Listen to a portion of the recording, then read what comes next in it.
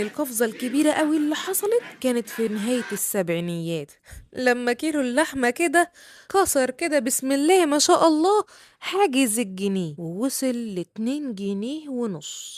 وقتها اضطر الرئيس السادات علشان يصدر قرار بتسعيرة إجبارية، وحدد سعر 2 جنيه و30 قرش، وقفل كمان مجازر كتير لمدة شهر كامل في شهر سبتمبر 1980 علشان يحاول ان هو يهدي الاسعار ويجبر التجار ان هم برضو ينزلوا اسعارهم. وفي بداية 1980 لحد 2011 اللي هو يسمى بعهد مبارك، اللحمة وصلت في بداية الثمانينات من 3 جنيه ل 4 جنيه، وفي التسعينيات بدأت تكسر حاجز ال10 جنيه وال15 جنيه كمان. ومع حلول 2010-2011 قبل ثورة يناير كانت اللحمة نطت حتة نطة خطفت ورك البطة فعلا حرفيا، لأن هي وصلت من 60 جنيه ل70 جنيه كيلو، وفضلت من وقتها زيادة الأسعار مستمرة لحد وقتنا هذا، لما وصل كيلو اللحمة من 450 ل 550. زمان كان الجنيه يقدر يشتري لك خروف كامل. تفتكر لو في حد جه من 1926، يعني من حوالي 100 سنة كده،